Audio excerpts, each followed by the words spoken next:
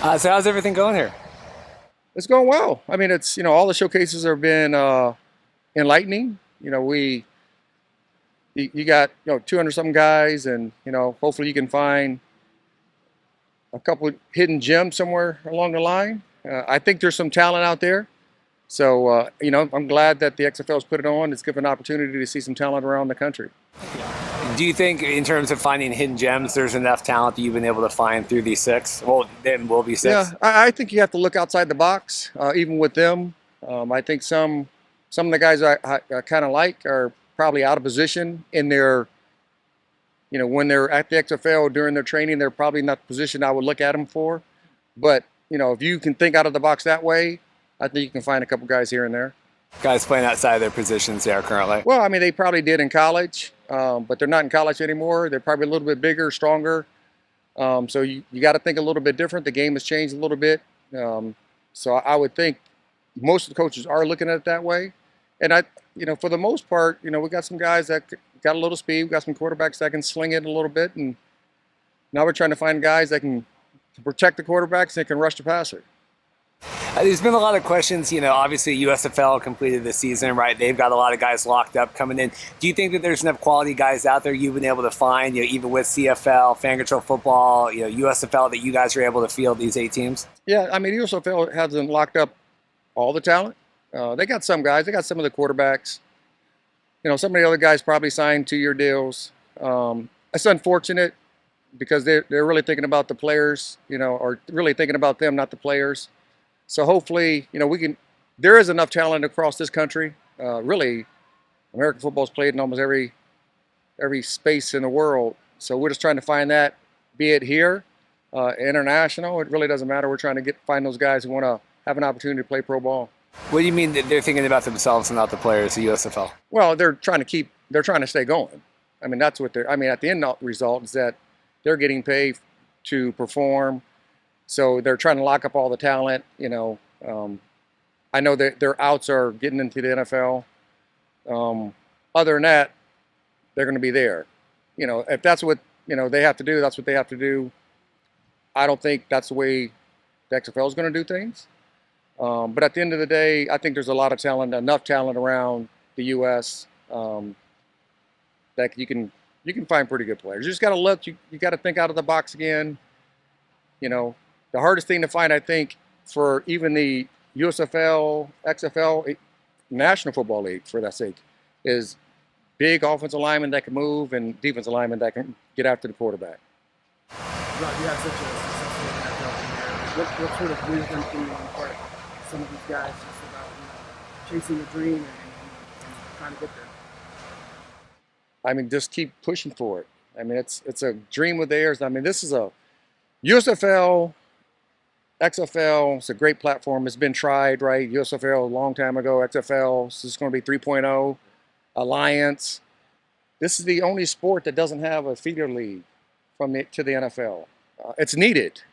Coaching in the National Football League, all these coaches who have coached in the National Football League will tell you it's definitely needed because there are players who aren't like a year away, maybe 2 years away, to being able to get to their best, to be at their best, to probably get the opportunity back in the NFL. So I think that having a place like the XFL and what they're going to do for the players, how they're going to house the players, how they're going to feed the players, they don't have to spend their money during the season, but also honing their skills. I would think that everybody's ultimate goal is to play in the National Football League. I wouldn't think that's going to be, that's not going to go away at all. But it's our job is to get them to play at their best, to be the better version of themselves each and every week, each and every day. And hopefully it does give them an opportunity to go to the NFL, which makes it better for us because now we're telling them that we can develop talent good enough that they can play in the National Football League. Are you someone that could reach out to coaches of previous, like the AAF coaches or other leagues that maybe didn't have the success? Or are you a guy that reaches out to those people that you know in the industry and maybe gets to fix their brain for some, how to go about this? Yeah, I mean, I know quite a few of those guys already. So we've talked. I mean, the coaching circle is not as big as everybody thinks it is. So there's a lot of communication that goes on. You hear about a lot of different things. I haven't physically reached out to a lot of those guys, but a lot of those guys are already my friends. Yeah. So we've talked about that stuff when it was happening. At the end of the day, what, Redbird Capital and DJ and Danny Garcia, what all the stuff that they're doing is muchly needed for these guys to hopefully hone their skills and play at a high level. And if they say that they only play here, and to say if the USFL still continues to play, then they still have an opportunity to play pro ball. And that's a lot of guys' dreams. And before the XFL coming back, and the USFL coming back, that dream was it was long away. So, there's been a lot of buzz lately with the XFL between the showcases and the new ownership of the Rock. And you being a coach, there's a lot of things that you can be excited about with this new league. There could be different rule changes, there's just opportunity for players like you've already spoke about. What is your number one priority as a coach going into the season? What do you want to get out of this for you and the players? Well, I mean, for me, I've had a great career. I've been blessed to be here. It's all about the players for me. I'm trying to make them better individuals, first of all, to be better in the community, to be better fathers, to be better brothers, to be better sons. But then the end result is to play between the white lines. And we're trying to make them better versions of themselves each and every day. And we're trying to tell them that the small things really matter. And if we can get them to do that, because all these kids have talent in some capacity. The game's not played with talent. Everybody has talent in some form or fashion. The game is played more mental than physical, so we're going to try to get them to tap into that and hopefully touch into their subconscious. They don't think about breathing and walking, they just do it. So they've been playing ball forever. They just sometimes get everything make it too big. And we want it to come back to being small, where when they're on Pop Warner, when that ball went that way, all 11 guys went that way. That's all we're trying to do. Just tell them it's the same game they've been playing forever. Just go out there and have fun. Absolutely. With this being your first head coaching job, what exactly is your long-term goals other than the obvious of winning? And do you see yourself ever head coaching in the NFL? Is that something that is a goal? I mean, God opens my doors to walk through. Those are the doors I'm going to walk through. I was very blessed to have Doug and those guys call me to have this opportunity. I'm not looking to knock any doors down in the NFL. I coached in NFL for several years. I'm happy to be here. And this is really a perfect scenario for some of us coaches who, I have a foundation, I have my family, I love my faith and my family are my anchors, but football has been my lifeline forever. I've been doing this since I've been 9 years old. So, but I love being here. I love being with the guys. I love that Doug and Russ and Dwayne and Danny, Redbird Capital gave me the opportunity. So I'm not looking past this. If I look past this, then I'm looking past the guys who I'm going to be coaching. And that's very unfair. Thank you. Thank you. You briefly mentioned something about international players and taking a look at those guys. How much have you guys looked at international players? We're definitely looked. I mean, obviously there's some legalities with that being, coming over and work visas and whatnot. So, the first year might be a little harder, not unless some of the guys already have the work visas. But I think as years go on, I think it's going to open up the doors. Football's played in every continent in the world. American ball is getting bigger and bigger and bigger. So, hopefully as the XFL stays around, that it'll give those individual players an opportunity to come over here and show their wares. So I think it's exciting to see what the future holds. Thank you. Appreciate it. Appreciate it. How's it going? How's everything going? It's great, yeah. Showcase has been great. The process of just putting my staff together and getting guys, that are passionate about what they want to do, and just building the list of players that are out here and available. And then, of course, when the preseason goes with the NFL, we'll look at a lot of those players as well and start putting our boards together and try to make the best team possible. Being put in this position, a first-time head coach like this, what's it been like for you just personally? Has it been a whirlwind? It's been great. I mean, this is something I've been pushing my chips in the day Danny and DJ bought the team, or the league, I should say. You know, I loved my time at the AAF. I loved working with Martz. He took me under his wing and kind of, you know, solidified to me that I could, you know, do something like this and make this move. And, you know, it's just all about, you know, leading people, you know, being able to find players, see talent, and develop talent. And that's what I want to do. So, you know, that's what I've been working on. That's what I'm passionate about. That's what I've been kind of filtering through the last couple months since I've gotten the gig. And it's an exciting time for me. You're right. It's new. But I think all my collective experiences that I've done around the game of football will help me. And then, of course, you know, getting on the field, coaching the games, going through the process, those experiences will add up over time. And hopefully I can do my best to, you know, follow through on that end of it week in and week out. So, you know, with this league, there's obviously a lot to be excited about, you know, giving players opportunities that they wouldn't otherwise have. You know, there might be some new rule changes. You're kind of redefining the game of football. But you being a head coach in this league, what would you say are you most excited about, you know, coming up in 2023? I think the biggest thing is just, you know, knowing there's a collection of players out there that, for whatever reason, not getting enough reps in the you know, preseason or training camp with the NFL, not getting the opportunity to go, maybe, you know, going through an injury in college, working their way back. You know, guys need a little bit more coaching. They need a little more detail to their game. You know, we can offer those things. This is what this league is about. And I saw, you know, 40, 50 guys from the AAF go to the NFL, at least get the training camp. And they kind of like maxed out their dream and they got that second chance. I see a lot of that here. I mean, this is my goal. I mean, honestly, people get mad when we say developmental league and all that stuff. But honestly, I mean, if I get my whole team in the NFL next year, I'm good. Give me a whole new batch of guys because we did our job, because we're maxing out our players. Our team should win, you know, where I'll be coaching, and that'll be a great thing. So you're right. There's going to be some tweaks, rules, and stuff like that. I think for me personally, it's about, you know, how high-powered of an offense we can be, and you know, how strategic defensively, and have some fun and get guys that are passionate about playing the game the right way. And, you know, it starts with me getting the right staff together so we can teach these things what we want to do quickly, because we only have, you know, 5 weeks of training camp, and then we got to get out on the field and put a product out there that, you know, looks really good. So I'm excited about that process. Will you have a hand in calling plays? Well, you know, Bruce and I will be kind of building that offense. I've given him the handles on doing all that stuff. You know, we'll collectively been piecing everything together. You know, it'll be fun. I'm excited about it. I like what we have so far. And then, you know, our tweaks and stuff will happen when we get our personnel in place. You know, we're not just going to throw an offense out and say, this is what we're running. We have to make sure we have the personnel to do it. So quarterback, the receivers, the skill set guys, we have the offensive line that we can put together. That'll dictate a lot of that. But, you know, we're not going to settle on, you know, being a stale, mediocre, boring offense. We're going to max out what we can with the players we have at the positions we have. And we're going to make sure that week in and week out, you know, we get the best players, the best opportunities, each guy to really max out and do the, you know, the best they can offensively, at least.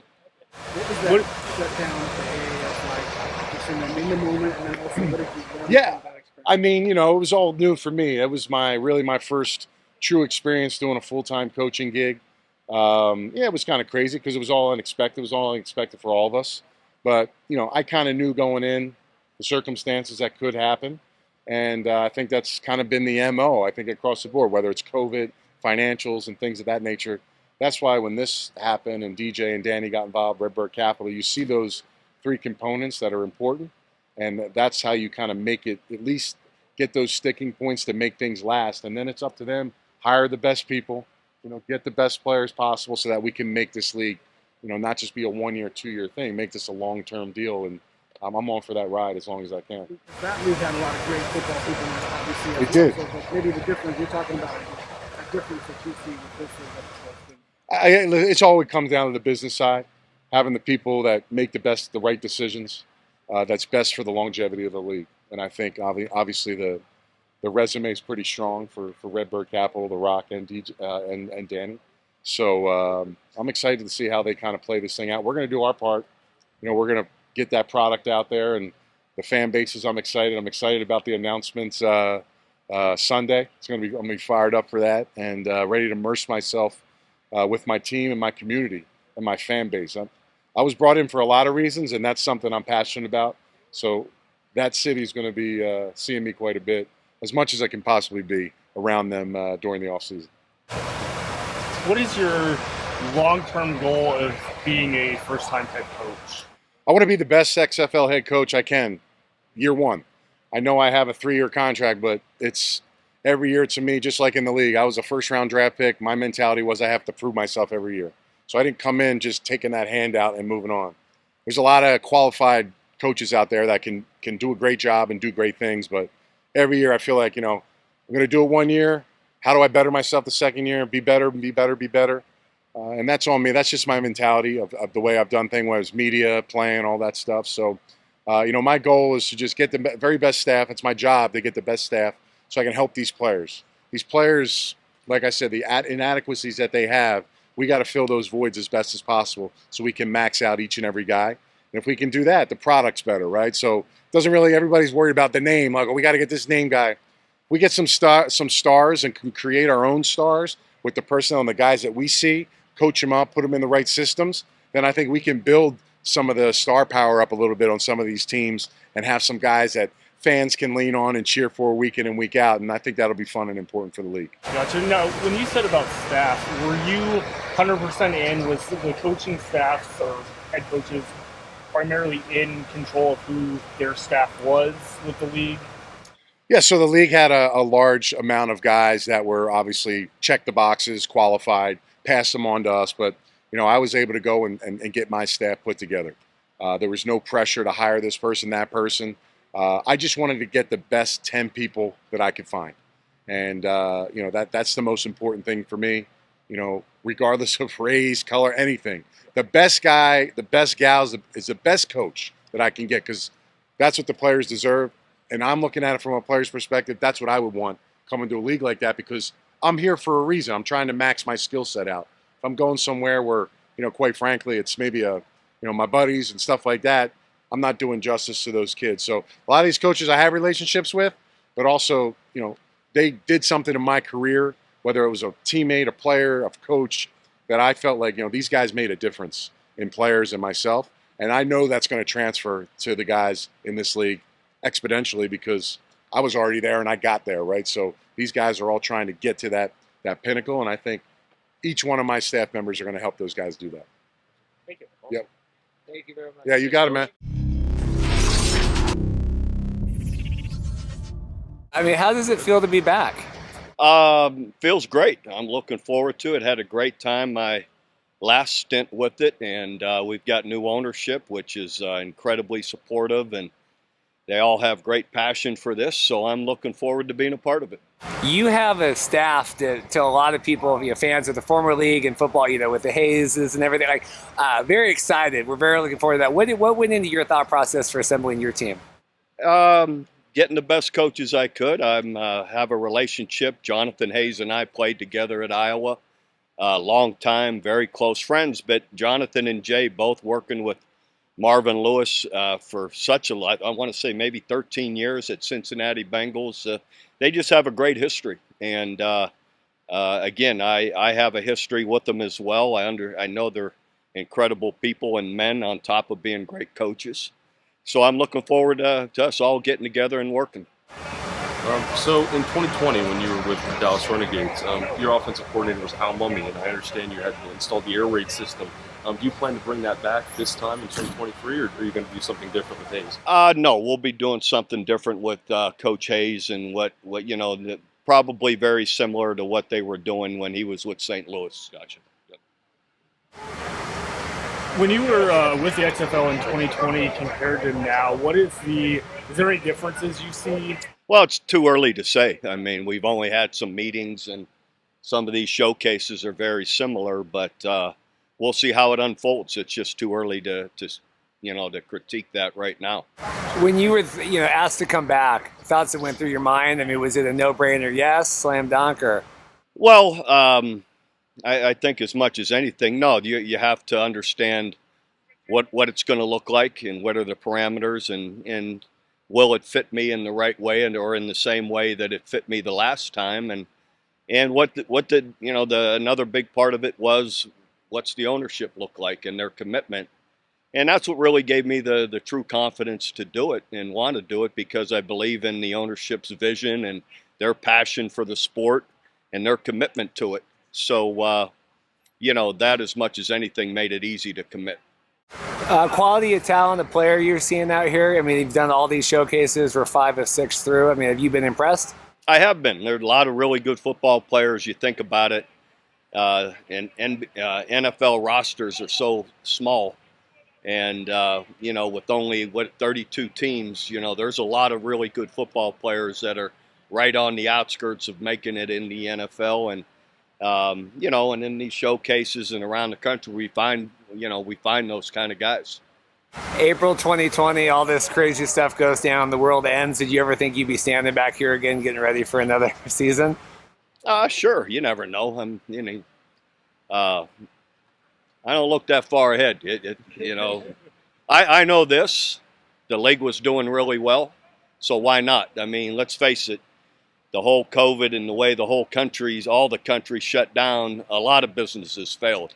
So ours was in a good position, but couldn't overcome that. So, now that we're moving past that, I can see where this is going to do really well.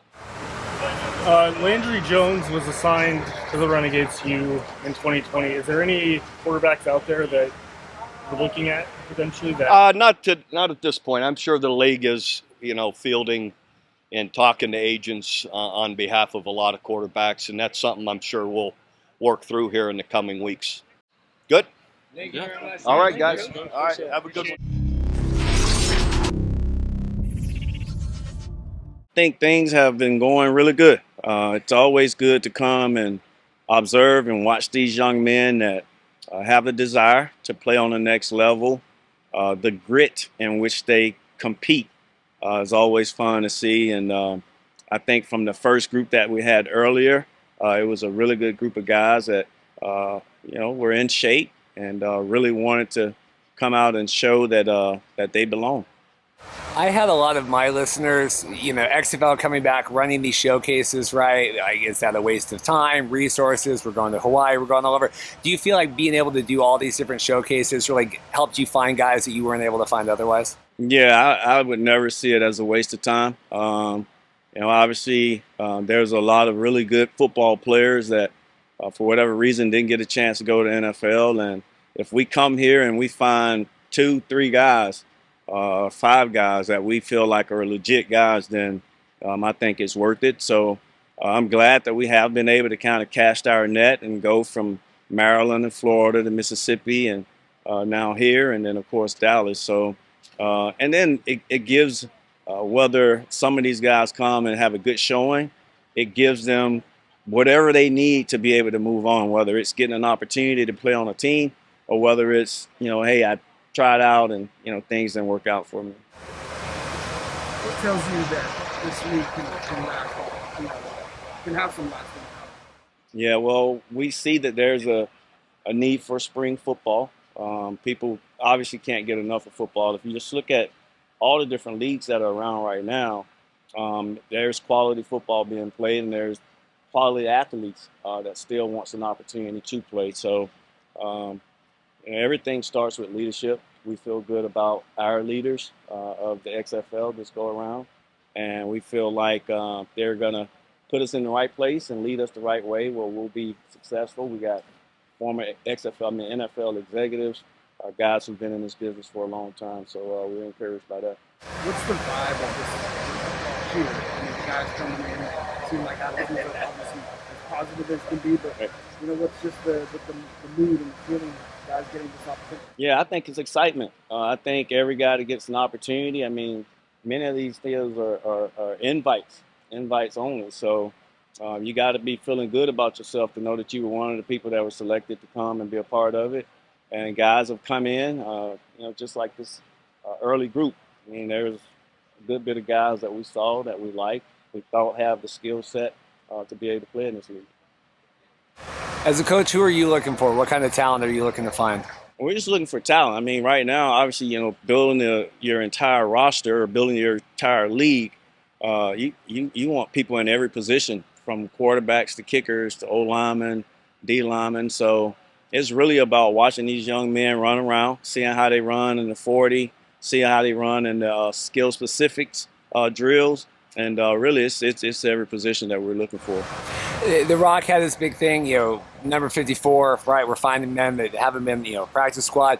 Hey, they're going to be hungrier, right? Come out, fight harder. Do you find that? Do you think the guys here have that extra chip on their shoulder? What's it been like seeing that? I really do. And that's the grit that I talk about. I mean, you can see it on their face as they compete.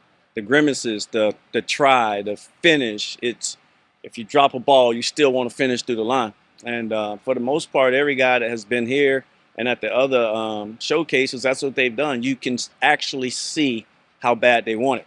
And they're showing that by the way that they're competing. So it's been fun to see. It's been fun to know that there are guys that still can live their dream through the XFL. So, as a head coach, compared to this is the third edition of the XFL, right? What do you think, with the XFL, you having previous coaching experience before, what do you think makes the XFL different in terms of coaching? Do you think it's more about like opportunity, or? Well, I will tell you this: the grasshopper is the only insect that can't go backwards, and I kind of have a grasshopper mindset. I'm part of this one.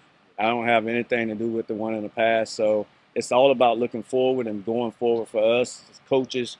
I do think the coaches that they have in this league right now are guys that have a lot of experience, guys who have won a lot of football games, and I'm just happy and blessed to be a part of it.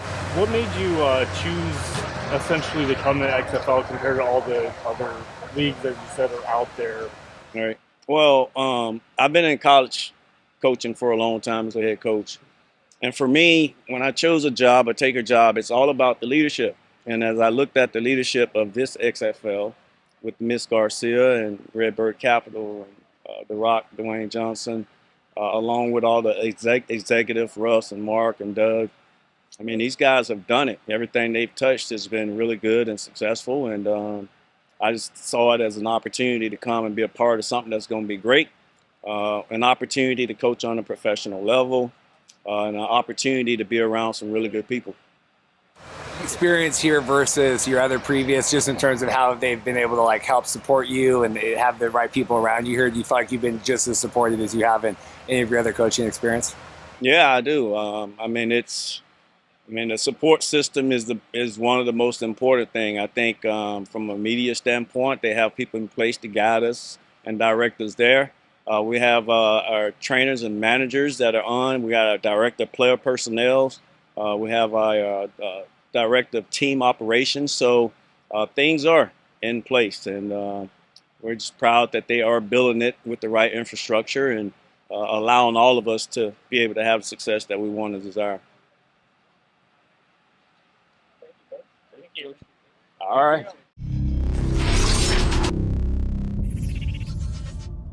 How's everything going today? Oh man, it's awesome. I think all these showcases that we're putting on, it's awesome not only for the players and giving them opportunity, but for us to evaluate and see some, what you would say, second chance guys hitting gems. And this morning saw a few. You find that the Rock's come out a lot lately, number 54, right? Yes. Do you think you're getting a lot of those guys that share that hunger? Without a doubt. Even think about us as coaches too. I personally could be number 54, right? In the coaching thing, where I've been in the collegiate level for 15 years, part of some great defense recruiting classes, and never getting that opportunity. And now here comes the XFL. So between the players showing that and the coaches showing that, great mix. Great mix. We were hearing you, or I was hearing you invented a drill out here the other day. How did that come about, and what are you looking for in that drill? Well, they give us the option to help if we see something that can, as a recruiter, which I've been for a long time, change the direction with the DBs is very, very, very important. Everybody kind of does drills. If you look at the combine drills, it's back, back, back. When are we ever going to get, because a lot of times you're talking about that corner didn't make that play or that DB because he didn't do what? He didn't come back. Well, you train in this way and you don't get in the side like change direction stuff. And so that's where that came about. That's from playing experience and recruiting. It was fun watching that video of you doing that drill. I get in and I did one last week and I was a little bit sore afterwards too. Yes, man. So, in terms of evaluating talent, especially here at the showcases, Yeah. what is what are you looking for in guys? Like, is there like a list? Like, do you have any priorities? Like, what stands out to you in a player? Who would you want to play on your team in terms of characteristics? Well, number one is he competitive? I think everybody says the skill level, right? We know, can they run? Can they jump? The basic stuff. Right. We testing that. But the competitive nature, is he like going in the front of the line? Is he at the back? As he's communicating, can he follow direction? You know, coach, jump out there and explain something real quick. Do it on purpose. And if you're the first one, can you follow that? What's worse, if you are the 10th guy and you mess it up. So it doesn't matter how much talent you have. If you can't follow direction, if you can't bend, if you can't change direction, then it's pretty tough. Because that's what football. You get the definition of football. That's what it is. Gotcha. Thank you, Coach. All right?